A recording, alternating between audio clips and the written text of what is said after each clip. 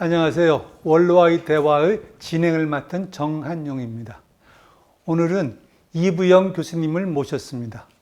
대한식년여신학교 회장을 역임하셨고 우리나라에 융을 도입하고 지금도 연구하고 지금까지 쭉 융을 이끌고 나가시는 분이십니다. 한국융연구원의 원장님으로 계신 분입니다. 모시고 좋은 말씀을 듣도록 하겠습니다. 안녕하세요, 선생님. 네, 안녕하세요. 오랜만에 선생님 뵙겠습니다. 네. 예. 선생님 우선 요즘 어떻게 지내시고 계신지 좀 말씀 좀 부탁드리겠습니다. 그냥 그럭저럭 바쁘게 지내는 편이죠. 연구원 일도 있고 원고 정리할 것도 있고 여러 가지가 많습니다. 예. 지금은 이 인터뷰 준비하느라고 좀 바빴죠. 예, 선생님. 번거롭게 해드렸습니다, 선생님. 저희가 이제 늘 처음 드린 질문이 정신과에 관심을 가지게 된 계기를 말씀 듣습니다. 아, 예. 사실 제가 의과대학 학생 때 실습 나가서 정신과 돌고 나서는 정신과는 절대로 안 한다고 했습니다. 왜냐하면 이 진료 환경이나 병실 분위기가 너무 삭막하고 너무 살벌했어요. 아주 원시적이고요. 그래서 이건 내가 절대 못한다. 그 생각을 했는데 졸업할 무렵에 하나하나 잘 또 곰곰이 따져서 그 임상각과에서 이제 제일 하기 어려운 것부터 따져서 봤더니 맨 나중에 남는 게 정신과였단 말이죠. 그래서 왜 그러면 했냐? 그게 결국 이유를 대자면 황무지니까. 이 황무지를 좀 개척해야겠다. 그런 이제 오기가 났어요. 그래서 택하게 된 거죠. 네. 선생님, 그럼 처음 택하셔서 의국 생활을 하셨을 텐데요. 의국 생활에서 그때 그 당시 계시던 선생님하고 의국 분위기에 대한 말씀을 좀 부탁드리겠습니다. 네. 그 당시는 그 시대가 한참 정신의학이 뭐라 그럴까요? 학생들한테나 인기가 이제 높이 오르던 그런 시대입니다. 왜냐면 이제 6.25 전쟁 중에 이제 미국 군진 정신과 의사들이 와가지고 우리나라 정신과 의사들을 교육도 하고 해가지고 정신의학의 새로운 조리가 막 한국에 밀려올 때죠. 그 역동 정신의학 우리가 그 얘기를 하는데 정신무적과 함께. 그래서 정신치료 얘기도 많이 듣고 하긴 했는데 그런 만큼 그때 선생님들도 상당히 의욕적으로 저희들 가르치고 선배들도 그랬어요. 한데 정신치료를 제대로 배울 수 있는 선생님이 안 계셨죠. 예. 그런데 그럼에도 불구하고 저희 그 주임 교수는 이제 명조한 교수고 주임 교수격이죠. 말하자면 이제 명조한 교수가 너무 바빠가지고 실질적인 주임 교수라고 할 수 있는 지도 교수가 남명석 선생님이신데 저희 그 동기들이 다 따르던 선생님이시죠. 그 선생님은 일본 구주대학에서 뇌조직병리학으로 의학 박사를 하셨는데 그 정신치료나 이쪽하고는 이제 거리가 먼데 그 전공의 각자의 그 개성에 잘 맞춰가지고 지도를 해주셨어요. 그래서 그 점이 참 좋았고 또 개인적으로 상당히 따뜻하게 그 제자들을 이제 사랑해 주셨습니다. 그래 오랫동안 기억에 남는 선생님이시고 제가 그 외국서 유학 끝나고 돌아와서는 선배죠. 말하자면 동료자 선배인데 한동세 교수라고 있었습니다. 돌아가셨죠. 일찍 돌아가셨는데 한국의 문화정신의학에 뭐라 그럴까요? 기초를 닦으신 분이라 그럴까. 정말 아까운 분 좀 일찍 돌아가셨는데 미국 정신과 전문의를 처음 이제 따시고 정신분석적인 정신치료 트레이닝 제대로 받고 오셔가지고 교육을 하셨는데 편견 없이 동료들을 이렇게 또 제자들 사랑하는 그런 사람이었어요. 그래서 참 제가 많이 좋아했습니다. 네, 선생님. 물론 선생님께서는 아까 제가 소개드린 것처럼 융의 우리나라에서의 처음 시작부터 지금까지 융을 모든 걸 이끌고 가시는 분인데 정신의학 분야 중에서 이제 그 주 관심사로 그 연구하게 되신 부분하고 그 부분을 선택하게 된 이유에 대해서 좀 말씀드려 주시고요. 쭉 진행해 오신 부분에 대해서 본인께서 하신 부분도 같이 말씀 부탁드리겠습니다. 제가 정신과를 택하고 들어갈 때 제일 하고 싶었던 게 정신치료입니다. 그래서 이 정신치료를 꼭 배워야 되겠다. 그러고 들어갔는데, 물론 이제 그 당시 하신 분이 저희 과에는 없었죠. 그리고 남혁 선생님도 그렇고, 뭐 직접 지도를 받을 도리도 없고 해서 이제 혼자서 이제 궁리하면서 이렇게 책 보고 이런 방법 저런 방법을 써보고 이제 그랬는데, 왜 그럼 정신치료를 택했느냐. 근데 그건 뭐 이유가 없어요. 그냥, 이 정신과 환자들은 정신치료 해야겠다는 생각이 아주 깊이 있었거든요. 네. 그 당시 치료라는 건 인슐린 코어마 테라피하고 전기 충격요법도 아주 원시적인 거였습니다. 그래서 긴 코어도 들고 다니면서 이제 환자는 뭐 싫다고 막 떠들고 도망다니고 침대 위로 날아다니는 동안 이쪽에 이제 의료원은 그 뒤에다가 그걸 숨기고 가서 이제 막 사람들이 침대 위에 눕혀가지고 머리에다 대고 충격요법 치료를 하던 그런 시대였어요. 그래서 아마 제가 그 학생 때 아주 싫어했던 것 같은데, 그런 게 물론 치료 효과가 있었지만은 심리적으로 치료하는 방법이 반드시 있을 텐데 왜 그걸 배울 수 없을까? 그래서 이제 목말라 했습니다. 뭐 아무도 가르쳐 줄 사람이 없고, 말로 한 사람 들어있지만 트레이닝을 제대로 받아가지고 온 사람이 없었어요. 그래서 이걸 반드시 외국에 가서 배우겠는데, 정신분석은 좀 안 맞는 것 같고 해서 이제 유럽에서 제공하는 정신치료를 뭐든지 가서 배워오리라 생각을 해가지고, 석사 끝나고 그 전공이 2년 끝난 다음에 스위스 쪽에서 정확히 돈을 준다고 그래가지고 융연구소라는 게 있다. 네. 그래서 뭐 무조건 갔죠. 처음엔 뭐 비엔나 뭐 이쪽에 또 길이 열릴 듯 했는데 이쪽이 빨리 돼서 그냥 융이 뭔지 잘 모르면서 갔습니다. 네. 그래서 가 보니 뭐 좀 왔다 갔다 했지만 결국은 이제 그걸로 쭉 계속해서 이제 지금까지 내려오게 된 동기가 생긴 거지. 융 말씀은 또 다른 부분에 또 더 들을 수 있을 것 같고요.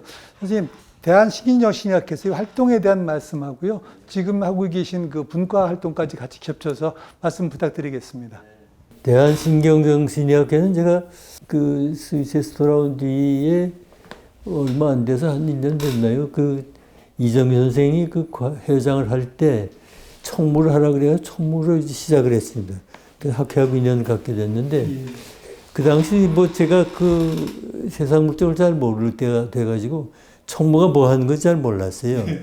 그래서 그냥 가만히 앉아서 나한테 뭐 하라는 것만 이제 하고 그러고 있다 보니까 그 원성을 많이 샀다고 그래요.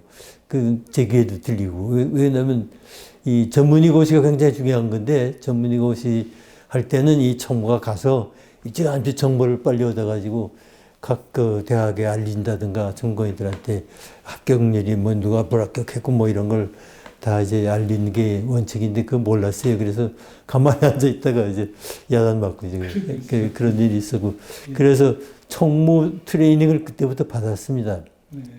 지금도 저는 학회는 총무부터 시작해야 한다 이제 그런 지론을 가지고 있죠.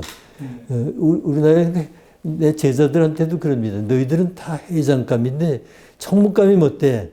그러니까 내가 총무 노릇을 해야 될 테니까 내가 회장해라 뭐 이런 얘기 하는데, 그래서 그 뒤부터 뭐 부회장, 그 다음에 무슨 뭐 교육위원회 위원장 뭐 등등, 그 해가 언제였던가 83년이지. 82년에 회장을 했고, 그 당시는 이제 이사회가 있었어요. 네. 회장 다음이 이제 이사회입니다. 네, 그렇죠. 지금은 꼭 그런데. 예. 그것까지 이제 하고서, 했는데, 그 뒤에도 뭐 교육위원장, 고시위원 해가지고 쭉 이제 학회 일을 많이 이제 도맡아서 했습니다. 근데 한참, 여러 가지 일이 뭐 많았죠. 수용소, 정신질환자 수용소 문제, 뭐 이제 굉장히 떠들썩했고 추적육식분에서 폭로돼가지고 그래서 학회에서 이제 나서서 정신보건법 필요하다 뭐 그러고 이제 또 정신보건법도 안을 저희 학회 나름대로 이제 만들어가지고 제출하고 또 국회의원들 이제 의원이 이제 올리는 그 법안도 있고 그것도 저희가 자문을 한 그 애를 많이 있었어요. 그 회원들이 교육이 중요하다 생각을 해서 교육 워크숍이라는 걸 제일 처음으로 했죠.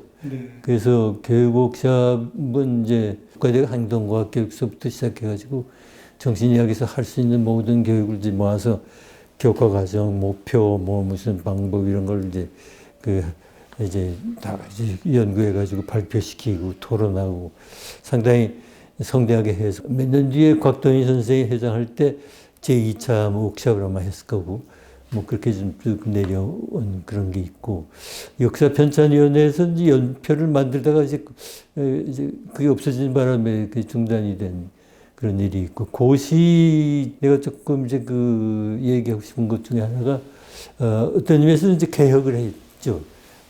합리적으로 개혁을 했다고 할 수 있는데 뭐냐면 이제 그전 시험 전문의 시험 칠 때 시험위원이 쭉 있으면 이제 가서 이제 물어보면 대답하고 이제 구두 시험을 이렇게 하는데 필기시험 무슨 뭐 다 보통 하는 거고 그래서 이제 하는데 그 사람마다 다 시간이 달라서요. 어떤 선생한테 가면 굉장히 오래 걸리고 어떤 선생은 뭐 금방 이제 끝나고 그래서 그 앞에 가서 한통 앉아서 기다려야 돼요. 그래서 이제 그것부터 이제 고쳤습니다. 그래서 일정한 시간에 하고 일정한 시간 그 종을 쳤어요.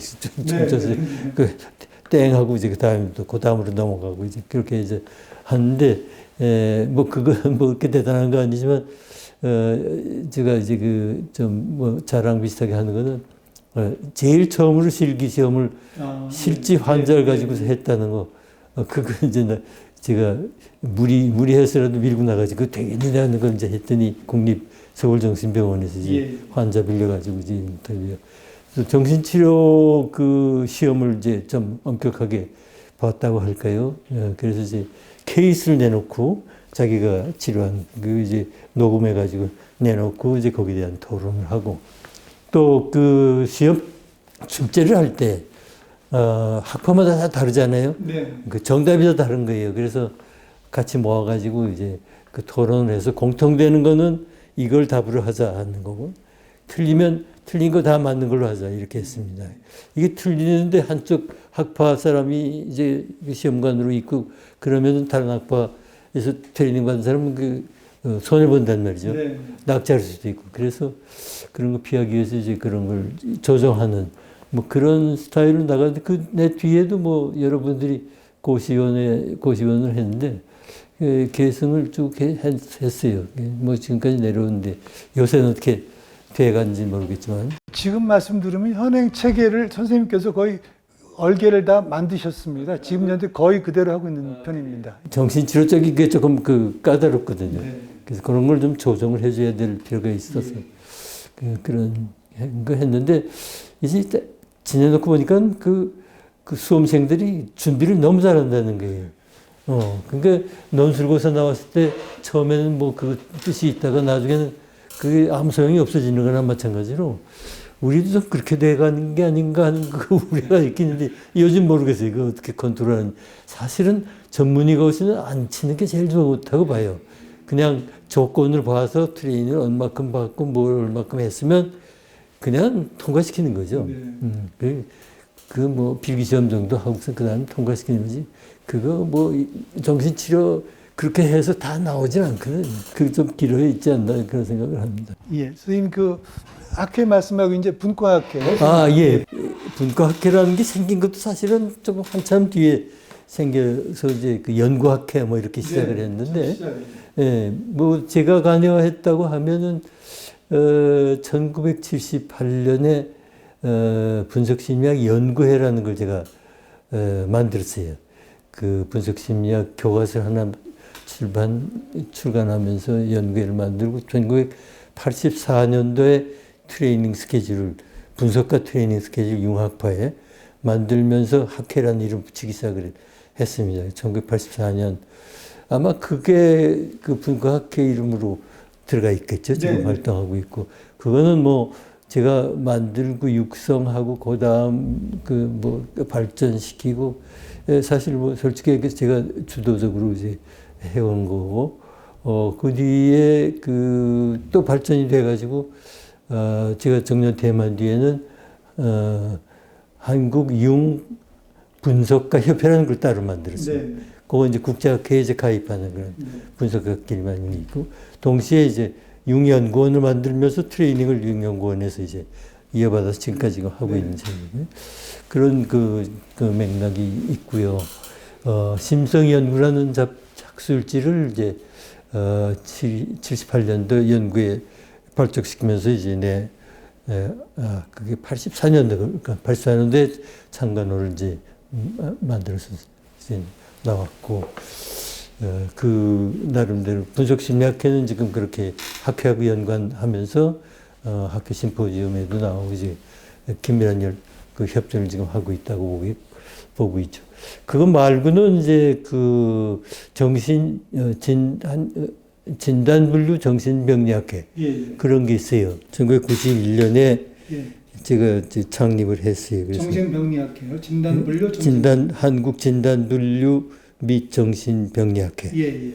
1991년이고 그때 뭐하고 같이 했냐면 WHO에서 ICD-10이 나왔죠. 네. 현장 조사를 해서 최종 결정을 내리기 전에 그걸 이제 각국마다 다 할 때 ICD-10은 연세대학에서 먼저 팀이 받아갔어요. 네.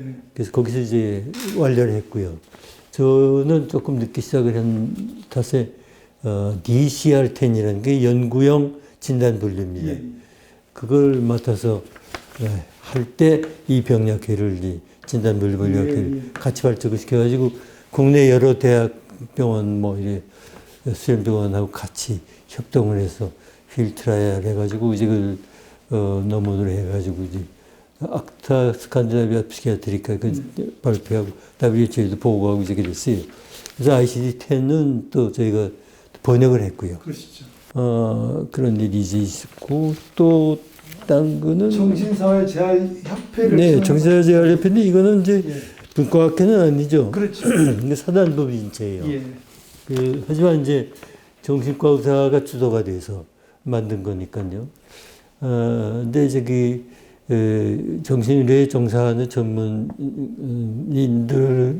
다 합쳐가지고 정신과 의사뿐 아니라 정신과 간호사, 정신사회재활, 사회사업, 사회복지, 뭐 이렇게 이제 합쳤죠. 합쳐가지고서 그 사단법인체를 이제 만들었는데, 처음엔 참 잘 됐어요. 제가 이제 회장으로 있을 때. 그래서 가족 교육을 대단히로 아주 성공적으로 했습니다. 그때 뭐 여러 이시영 선생도 이제 도와줬고, 이제 그 텔레비에서 광고도 하고 해서 구름같이 몰렸어요. 가톨릭대학의 대강당에 정신민우증 환자의 가족을 위한 가족 교육인데요. 그래서 이거 우리가 이런 일을 진짜 했어야 됐던 그런 그 공감을 했습니다. 그래서 참 보람을 느끼고 그랬는데, 이게 그 몇 년 동안 그렇게 열심히 했어요.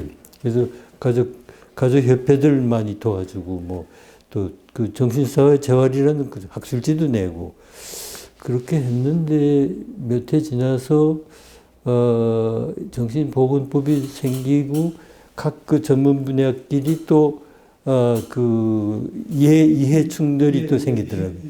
그래서 그게 참 협동이라는 게 굉장히 어렵구나. 그 상당히 많이 느꼈는데, 요즘 그게 어떻게 존재하고 있는지 난 그 잘 모르겠어요. 그 국제 그 정신사회재활협회하고 밀접한 관계가 있었어요.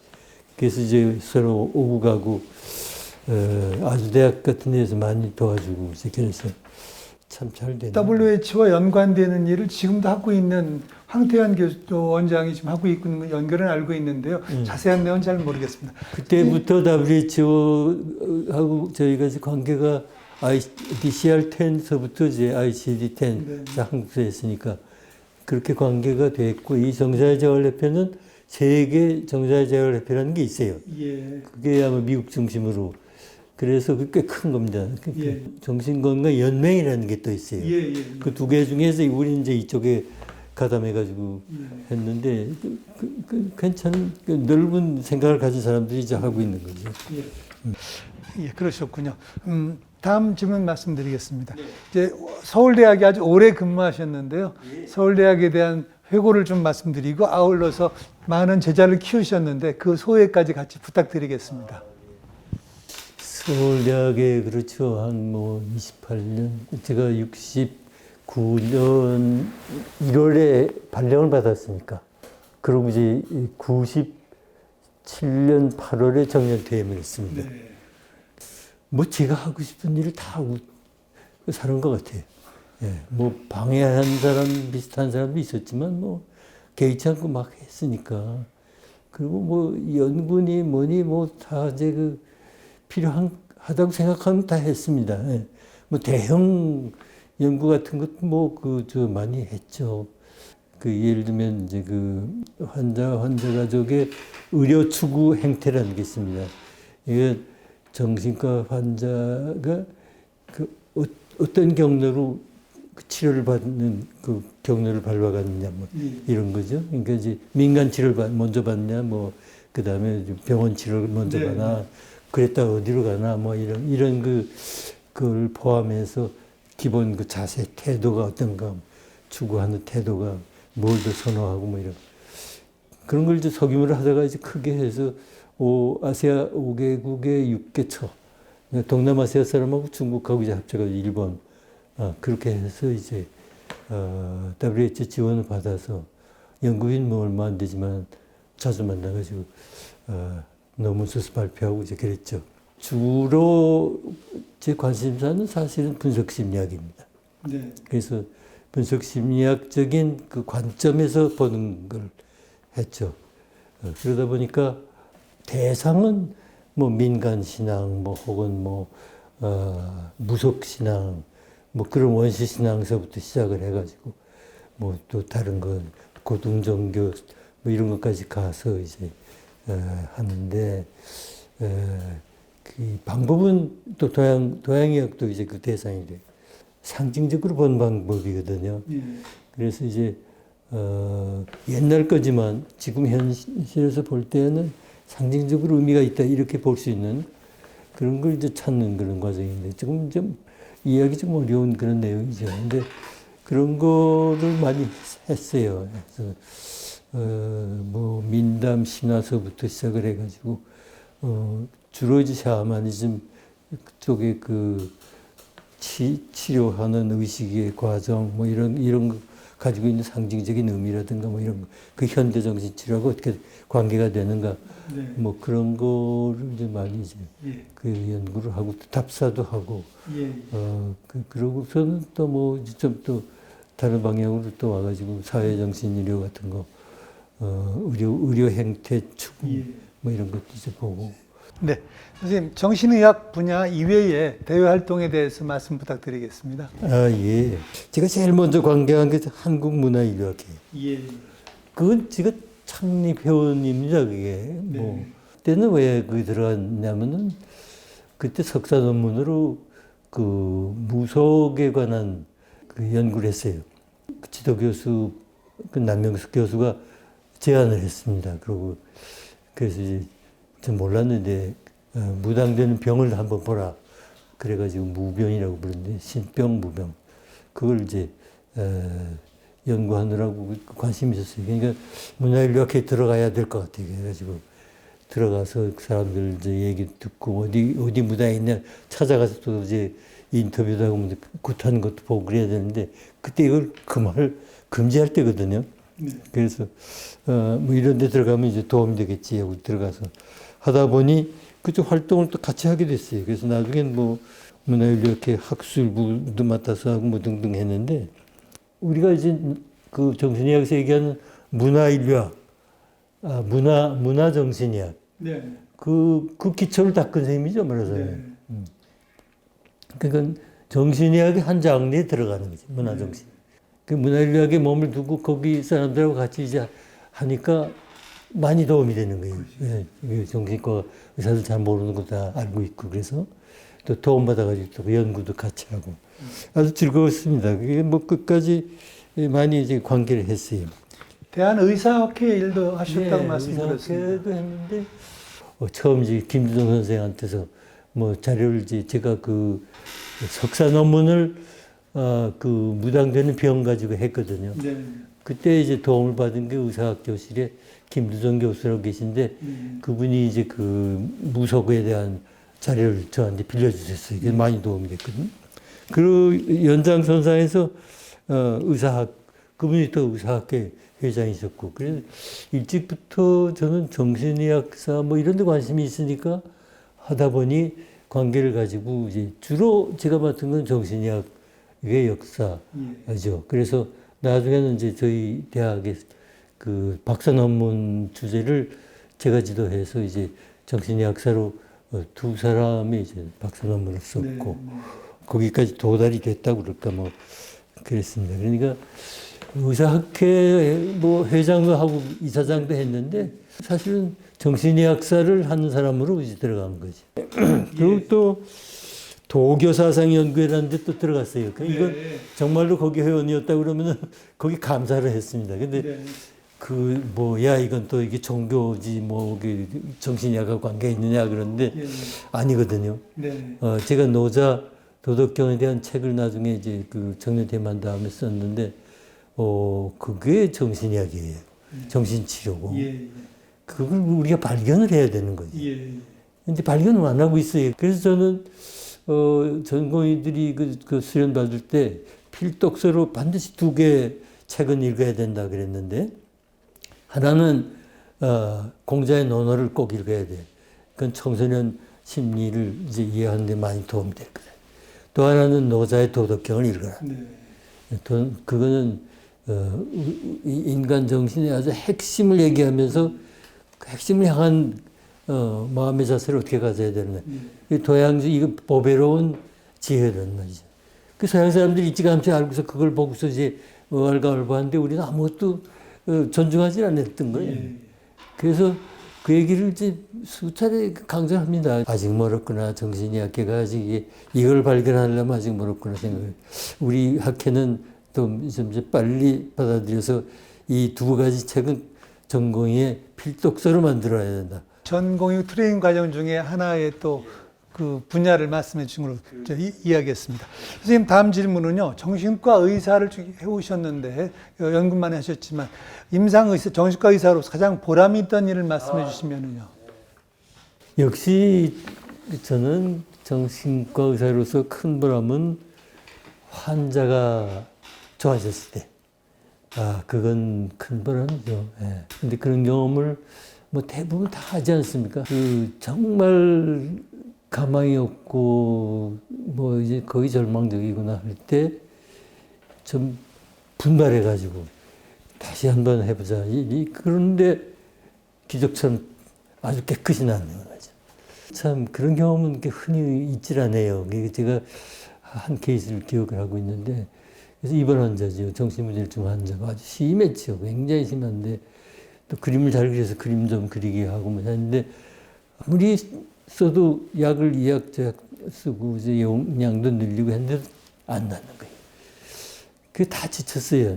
치료진도 지치고, 나도 그렇고, 가족들도 뭐 이게 뭐 되겠냐, 뭐 이제 이러고 이제 그런 상태에 있었어요. 그래서, 안 되겠다 싶어가지고 내가 이제 병동에서 치료를 한 거기 때문에 그게 이제 일종의 그룹이 되겠죠. 치료 그룹이. 그래서 이제 내가 이제 특진 교수로 지도하는 거고 그 밑에 전공이 있고 이제 전임이 있고 또 담당하고 있는 간호사 있고 또 보조 간호사 있고 그게 벌써 한 팀이 된단 말이에요. 그래서 한번 팀 미팅을 했습니다. 우리가 지금 이러한 답보 상태에 와 있는데 무슨 수가 없겠는가. 서로 이제 얘기하고 좀 더 분발하자 하는 거 단합대회 비슷한 거죠. 그래서 서로 이제 이렇게 하면 좋겠다, 이렇게 해보자 한다는 거 하면서 다짐을 했습니다. 한두 번 이제 그런 모임을 가지면서. 그래서 중간중간에 점검을 하고 그렇게 이제 하면서 약을 조금 이제 바꾸고 그게 약을 바꿔서 그렇게 됐다고 보지 않아요. 이게 새롭게 모든 걸 이제 대여를 가다듬어서 했더니 그 사실을 또 그 가족한테도 얘기를 했어요. 그 어머니한테도 그 뭐라 그럴까요? 포기하지 않는다. 이제부터 네, 네. 열심히 한다. 네. 그러니까 당신도 그런 각오를 하라. 네. 그랬는데 얼마 뒤에 이놈 깨끗이 나온 거예요. 예. 정말 깨끗이 나왔어요. 저렇게 깨끗이 날 수도 있는 가끔 그런 걸 느낍니다. 놀래요. 이건 우리의 힘이 아니구나 이게. 우리가 노력을 하긴 했지만 이 뭘로 났는지 잘 모르겠다. 사실 뭐 약을 맞아서 그런지 뭐가 맞는지 하여간 났어요. 그래서 굉장히 기뻤던 그런 케이스가 있습니다. 예. 선생님, 그 정신건강의학과 의사로서 가져야 하는 마음가짐이나 태도에 대한 말씀을 좀 부탁드릴까요? 다 열심히 잘 하고 있는데 그렇게 열심히 하면 되는 거지. 각자 다 자기 식대로 열심히 한단 말이죠. 예. 그러면 되는 거지. 예. 일정한 기준이 있어서 너는 뭐니까 이렇게 꼭 해야 된다. 이런 이게 벌써 그 구속된단 말이죠. 예. 자유롭게 할 예. 수 없어요. 이게 자기가 가지고 있는 능력을 최대한으로 발휘해서 네. 최선을 다하는 거. 예. 그건 자기 개성을 살리는 거지. 예. 뭐 예. 모델 따라가면 안 되는 거죠. 네. 그래서 다만 최선을 다하는데 예. 너무 무리하진 말라는 말을 하고 싶어요. 네, 무리하면 절대 환자한테 좋지 않네. 예. 그러니까 적당히 하는, 적당히 놀라는 얘기가 아니라 자기 자신에 맞게 최선을 다하는, 그 대신에 최선을 다하는, 최선을 다하는 거지 너무 잘하려고 그러고 그러면은 오히려 더 망가뜨리니까. 그런 얘기는 이제 하고 싶네요. 네, 선생님. 결국은 교과서적인 말씀이신데요. 본인의 최선을 다한 말씀으로 이해를 하겠습니다. 예. 선생님, 다음 질문으로는요. 일반인들이 가져야 하는 정신 건강에 대한 마음가짐이나 태도에 대한 말씀도 부탁드리겠습니다. 예. 환자를 보고 뭐 두려워하든 뭐 불쌍하게 생각하든 나는 건강하니까 그렇게 생각하지 않습니까? 대개. 근데 그걸부터 고쳤으면 해요. 일반인들이. 그러니까 자기도 언젠가는 저렇게 될 수 있다는 걸 생각할 필요가 있다. 왜냐하면 누구든지 다 건강을 해칠 가능성이 다 있지 않습니까? 누구든지 다 평생에 안 아픈 사람 하나도 없죠. 그래서 정신질환이라고 다룰 게 하나도 없단 말이죠. 정신질환이 얼마나 넓어요, 이게. 사람들이 이게 정신질환 하면 정신병, 사이코시스, 그것만 자꾸 생각을 하고 무서워하는데 그 인식을 좀 바꿔줘야 될 것 같아요. 그건 이제 우리가 계속적으로 그 치료를 잘해서 나야 이제 그 두려움이 없어지는 거고 아주 가벼운 것들이 다 정신과 의사들이 치료할 수 하는 대상이다 하는 걸 알아야 되는데 국제분류에 다 있는데도 일반 사람들 모르지 않습니까? 저희 책임이에요. 저희가 그걸 다 알려주고 그 진찰실에 오는 사람마다 뭐 밖에 있었는데 기회 있을 때마다 그걸 알려줘야 돼요. 그래서 이렇게 많은 걸 우리가 이제 도와주고 있다는 것을 그러면서 이제 일반 사람들이 이게 내일이기도 하다는 걸 알아야 돼요. 언젠간 내일이 될 수 있다. 그렇죠. 그래서 함께 걱정하는 마음을 가져야지. 이건 남의 일이고 남의 일이니까 너희들은 참 불쌍해. 내가 이렇게 도와줄게. 뭐 이러고 하면 안 되는 거죠. 네. 왜냐면 우리 속에 다 그럴 수 있는 소질을 가지고 태어나는 거. 꼭 뭐 유전이 아니라도. 그러니까 그거를 좀 알아줄 필요가 있지 않나. 네. 예. 이제 다음 질문은 이제 정신질환으로 고통받는 환자나 가족들이 많은데요. 그분들한테 또 혹시 하시고 싶은 말씀 있으면 부탁드리겠습니다. 그분들도 마찬가지입니다. 사실 그분들은 우리만 이렇게 불쌍하게, 우리만 이제 이렇게 피해를 입고 있다는 생각을 가지고 있어요. 예. 근데 사실 그게 나만이 아니고 많은 사람이 겪고 있다는 걸 알아야 돼. 실제로. 그 신경증 환자가 얼마나 많이 있어요. 뭐 감기보다 더 많이 있는 거예요. 정신장애에서 적응장애라는 거 얼마나 많은 그 청소년 적응장애 앓고 있어요. 그 수없이 많이 다 겪고 있는 거거든요.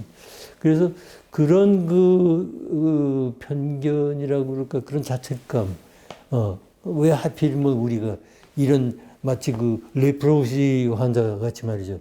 이런 그 병을 앓고 이렇게 고생해야 되는 그렇게 생각하는 걸 좀 고칠 필요가 있네요. 예, 좀 긍정적으로 좀 생각하고 많은 사람들이 함께 고통을 받고 있고 또 많은 의사들이 있는 사람들이 또 함께 치료에 종사해서 열심히 도와주고 있고 또 치료를 할 수 있고 지금 치료가 안 된 부분은 없는 다만 계속해서 약을 먹어야 된다든가 뭐 이제 그런 한계가 있지만 사회활동을 할 수 있는 그래서 많은 사람들이 돕고 있다 하는 거를 알고 거기서 지지를 받아야 되는데 다 혼자서 생각하면서 혼자서 무서워하고 네. 아주 격리돼가 스스로 치료할 수 있는 사람들이 주변에 많은데도 안 간단 말이죠. 네. 그걸 이제 좀 극복을 하셔서 다 함께 도움을 받도록 할. 네. 예. 우리나라 정신의학이 나아갈 방향에 대한 조언을 조금 부탁드리겠습니다. 예. 그 미래가 창창한 학문이죠. 네. 정신의학은 우선 그것부터 생각을 해야 돼요. 네. 정신의학은 미래의학이다. 정신 생각을 해보라는 말이죠. 제가 그 학교 다닐 때 강연을 그 제목으로 한 일인데 이 정신이라는 한자가 얼마나 중요한 말인지 아냐고 하나하나 따져봐도 한자전을 찾아보면 정자도 그렇고 신자도 그렇고 정신 그게 우주를 다 포괄하는 게 정신이다. 이게. 정신이 그만큼 큰 건데 사람들이 너무 그걸 이제 좀 좁게 생각을 하고 있는 거죠. 그래서 정신의학하면 이거 대단한 건데 사람들이 그걸 정신병학으로 자꾸 축소를 시켜서 정신과 의사조차도 그런 경향이 있단 말이에요. 그러니까 내가 하고 있는 일은 그래서 정신건강이라는 말을 붙인 거 아닙니까? 네. 근데 이놈이 그 정신건강의학이라고 해놓고도 정신병학을 자꾸 생각을 하는 거예요. 그러면 안 되죠. 이름을 이렇게 한 거는 뭐 사람들이 정신의학 하면 뭐 정신병학 생각하니까 편견을 없애기 위해서 한다. 의사가 편견을 갖지 말아야 돼요. 정신의학은 정신병학이 아니고 정신의학은 정신건강의학은 정신의학보다 더 큰 거예요. 네. 왜냐하면 이거는 건강한 사람을 다루는 이야기이기 때문에. 예. 그러니까 헬스 사이언스라고 그러지 않습니까? 헬스 사이언스. 건강, 그 보건이죠. 건강의학, 헬스 사이언스. 네. 그러니까 건강과학, 멘탈 헬스 사이언스란 말이에요. 건강한 정신을 지금 얘기해요. 그러니까 건강을 해친 사람의 치료가 아니고, 네. 해치지 않기 전에 건강한 사람, 그 사람들을 위한 의학이다. 네. 그렇게 생각하는 게 이제 과히 극단적이 아니라고 생각을 하는데, 정신건강의학과 의사는 특히 그 점을 좀 인식을 해서 자기가 다루는 그 의학의 분야가 엄청나게 크다는 걸, 그리고 중요하다는 것, 거기에 대한 그 확신을 가지고 연구나 모든 작업을 그 방향으로 나가야 돼. 그 방향으로. 그래서 우선 첫째 정신과 학회나 뭐 이제 여기서 이제 그 해결해야 될 문제 중에 하나는 정신 건강이라는 말이 뭔지부터 생각하는 그 심포지엄이 필요해. 정신 질환에 안 걸리는 것만 정신 건강이냐? 아니면은 안 걸리게끔 하는 예방 정신의학이 정신 건강이냐? 뭐 그 다른 걸 더 포함한 거냐? 그 WHO의 그 정의를 그대로 따라도 괜찮다고 보죠. 네, 그것도 굉장히 큰 정의니까요. 그래서 그거를 인식을 해서 넓게 보는 거죠. 좀 더 넓게 보고 깊게 보고 그런 방향으로 이제 추진해 나가는. 네. 현 시점에서 국민의 정신 건강에 대한 의견을 좀 부탁드리겠습니다. 정신 장애에 해당되는 그것의 문제를 정신 건강의 문제를 축소해서 얘기한다고 해도 우리나라 정신 건강 문제가 상당히 심각하죠. 한때는 이제 자살률 때문에 지금 아직 해결이 안 된 문제지만 그것 때문에 이제 문제가 됐고, 근데 최근에는 이 약물 중독 네. 다시 또 그 이제 그동안 이제 이렇게 다른 일에 가려서 그 응달에서 이제 퍼지고 내버려두다 보니까 그 이제 표면으로 올라오는데 이게 아주 심각해요. 그래서 이제 그런 문제 또 과거부터 내려오면서 해결 못하고 있는 문제 중에 하나가 이 주폭 문제, 주정 중독 문제. 네. 이거는 사실 해결이 안 돼서 적극적으로 뭐가 되고 하지도 않고, 또 뭐 그 밖에 이제 PTSD, 뭐 이제 학교 폭력 뭐 이런 거 여전하고 이런 데 대한 것을 학회 나름대로 정부에서 하도록 그 자꾸 계속해서 압력을 넣고 또 협조할 건 협조하고 도와주고 제안할 건 하고 조금 적극적으로 해야 돼요. 네. 그런 게 지금 하고 있다고 보긴 하지만 좀 더 또 하나는 이제 학교 나름의 정신의학 연구소라는 게 생겼으니까 거기서 정신보건 정책에 네. 대한 예. 연구를 조금 더 활발히 또 다른 우리 좋은 기관들이 많이 있지 않습니까? 네. 국립 서울정신병원이라든지 이런 연구기관에 도움을 받아가면서 예. 그걸 종합해가지고 또 정부에 건의한다든가 이런 걸 상당히 활발하게 네. 하지 않으면 안 되고 예. 또 이 아까 말씀드린 것처럼 정신건강 이야기라는 거 엄청나게 큰 거니까 네. 이 건강학이죠. 뭐 의학이란 말로 정신건강학을 지향하는 아주 원대한 그런 목표를 향해서 연구도 하고 이 건강 뭡니까 이제 증진 그런 걸 이제 국민들의 그런 걸 촉진시키는 운동을 이제 해야 되는데 그 주도를 정신건강의학과에서 해야 된다고 보죠. 예. 그 과거에 했어 이미 예. 그 정신건강협회라는 걸 만들었는데 네. 없어졌습니다. 그때 유석지 선생이 그 만들어서 잘했어요. 근데 지금 이제 그게 잘 안 되는데 안 된 게 아니라 아직 없죠. 근데 누군가 그걸 잘하면 준비를 잘 해야 돼요. 그런 구상을 좀 가지고 네. 원대한 예. 미래를 향해서 해야 되는데 예. 그러자면은 장차 혹은 뭐 가까운 장래에 뭐가 필요하냐면 정신건강의학회가 생겨야 됩니다. 그게 사단법인 대한의학협회에 대응하는 예. 정도의 예. 크기의 정신건강협회를 하든 예. 학회를 하든 네. 그게 있어야 돼요. 예. 그게 있어가지고 그게 움직이면서 신체 건강, 정신 건강 이제 합치는. 그래야지 이게 신체 건강의 프레임 속에 들어가 앉아 있으면 항상 이렇게 좁아져. 그래서 좀 큰 이상을 가지고 하시라. 예. 예, 아유, 말씀 아주, 예, 감사합니다. 예. 아마 좀 더 큰 시야를, 정신 건강을 보시는 기회가 될 것 같습니다. 선생님, 거의 이제 끝 질문에 다가가고 있습니다. 선생님, 본인 건강 관리는 어떻게 하고 계시고, 특히 정신 건강에 대한 말씀을 부탁드리겠습니다. 저는 건강 관리를 별로 잘 못하고 있는 사람 중에 하나고, 거의 안 하고 있는 거나 마찬가지인데, 그래도 좀 해야 된다는 그 의무감에서 노력을 한다고 하는 게 뭐 별게 아니라 산책을 좀 다닌다든가, 뭐, 간단한 체조를, 옛날에 이제 기공이라는 게 있어가지고, 기공도 하고 이제 제법 그랬는데, 요즘 좀 그래서 노력 중입니다. 그냥 뭐 그런 거고, 또, 식사를 뭐 조금 하도록 노력하지만 먹을 만큼 다 먹고 있습니다. 그냥 그저 편히 이제 지내는 거라고 생각을 하고요. 걷는 게 중요하니까 이제 가능한 한 걸으려고 뭐 그렇게 노력하는 거고요. 그 다음에 정신 건강 뭐 따로 생각하는 거 없지만 그만하면 정신 건강 하고 있지 않나 생각이 뭐냐면 때때로 게으름을 많이 피우니까요. 뭐 누워서 텔레비나 보고 있고 뭐 시시하지만 뭐 드라마도 보고 뭐 그런 릴렉스 하는 시간을 좀 가지고 또 뭐 제가 조그만 뜰이 있어요. 몇 평 안 되는데 나가면 할 일이 생깁니다.